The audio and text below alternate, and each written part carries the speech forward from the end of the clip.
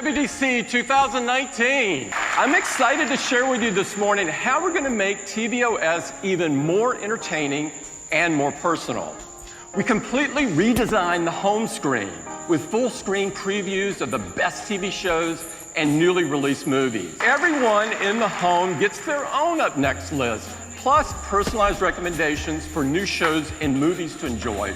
And it's easy to switch between family members using the all-new Control Center. It works just like you would expect it to. tvOS also delivers Apple Music. You're going to be able to see. Now let's talk about Apple Watch. Now across all the watch faces, we're introducing Taptic Chimes. And when enabled, on the hour, you'll feel a silent taptic on your wrist, and if sound is on, you'll hear an audible chime, like this. First, we're bringing more Apple apps to watch. The new Audiobooks app, and Voice Memos, and Calculator. And we're now making it possible to create apps that run independently on the watch, no longer requiring a companion iPhone app. watchOS 6 now enables the streaming audio API. So you can go with just your watch. Now, to make it even easier for you to discover these apps, we're excited to bring the App Store to Apple Watch. You can purchase and install an app directly on your watch. So in watchOS 6, we're introducing Activity Trends.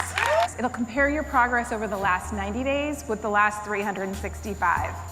If the trends show that you're maintaining or improving, you'll see an arrow pointing up, and that's great. Keep doing what you're doing.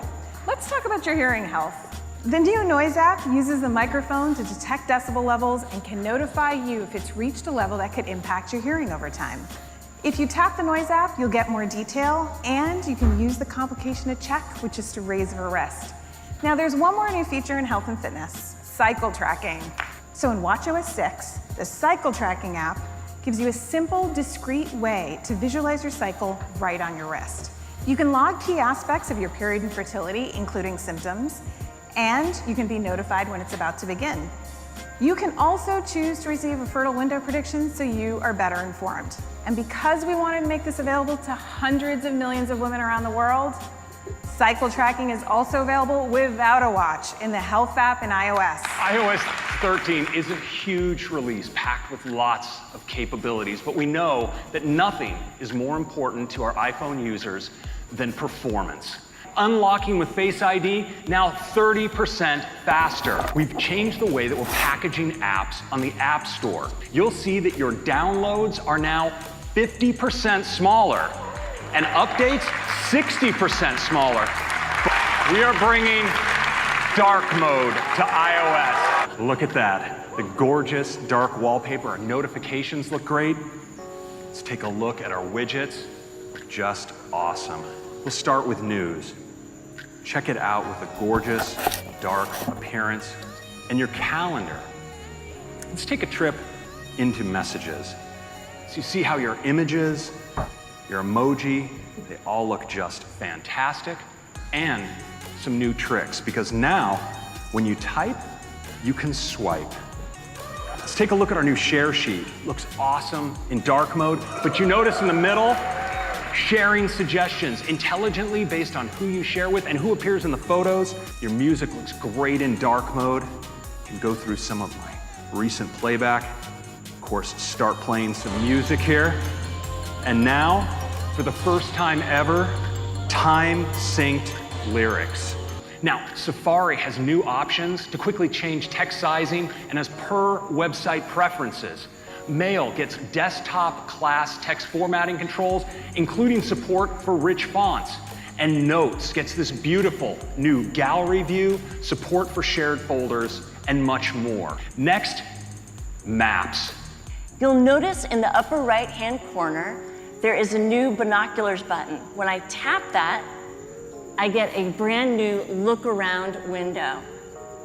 Yep, this is the right place to drop in, so I'm gonna go full screen. With look around, I get a gorgeous, high definition 3D view. But this is my favorite part. Turn your phone and hold on tight.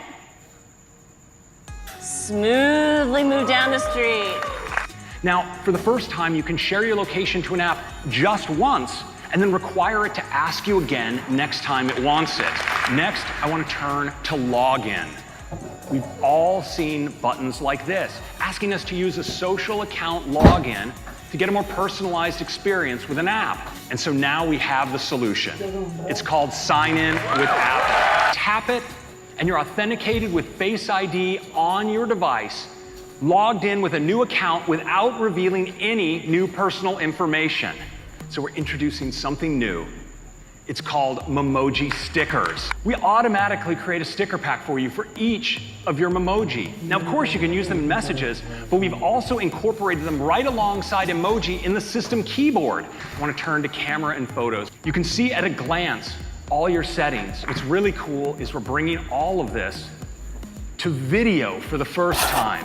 You can rotate a video. I'm so excited to show you guys the new Photos app. I just tap down here at the bottom. And you can see Days is absolutely beautiful. The clutter of the similar photos is gone. I can just scroll and enjoy now. And you can see videos like this time lapse play automatically for me, really bringing my library back to life. So let's head over to Years. So Years gives me a high-level overview of my library. What makes Years really special is that it's dynamic. And Photos knows I go to DubDub every year. So now it's showing me all of my DubDubs from the past. Let's get started with AirPods. First, when you're wearing AirPods, Siri will now be able to read your incoming messages to you as soon as they arrive, and you can instantly respond. Another great new feature is audio sharing. We have all had a time where we wanted to share a movie or a song with a friend.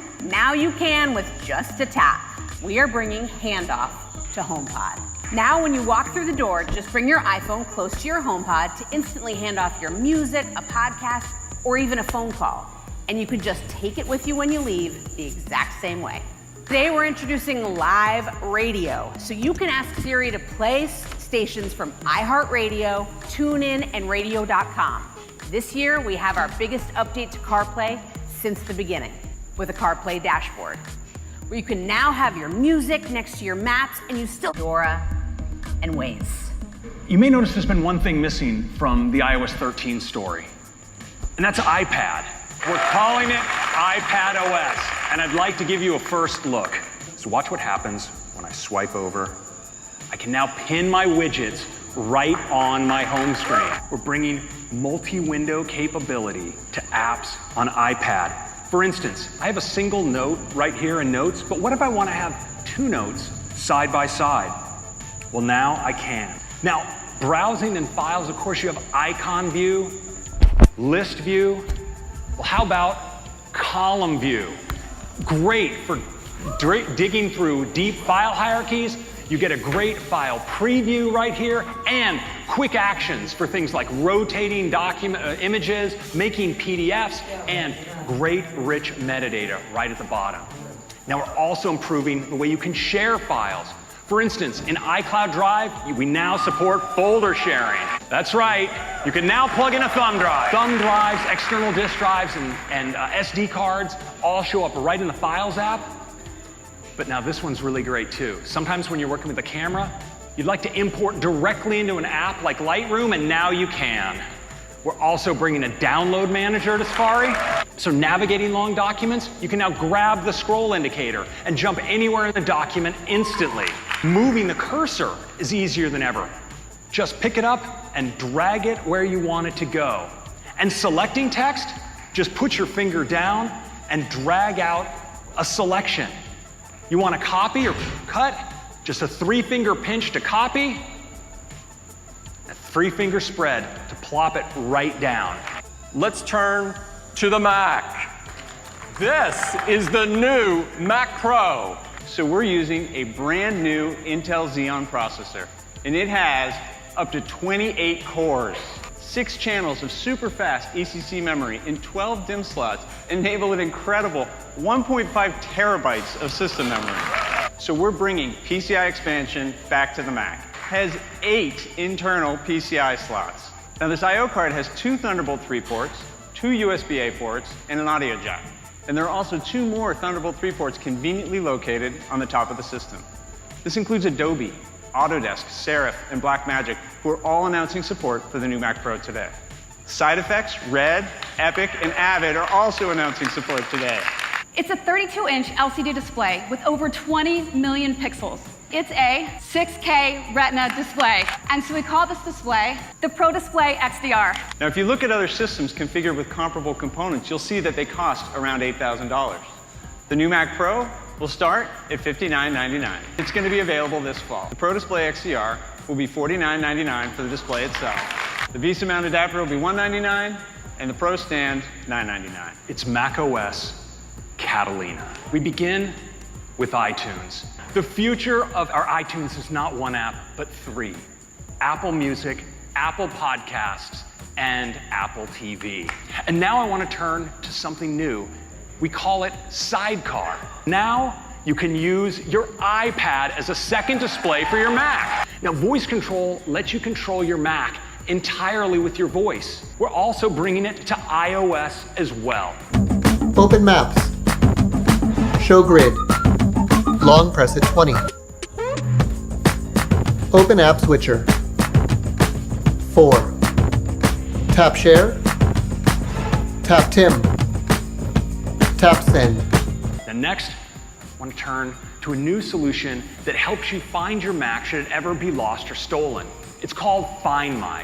Now, Find My combines Find My iPhone with Find My Friends, and it's now available on the Mac and iOS devices as well.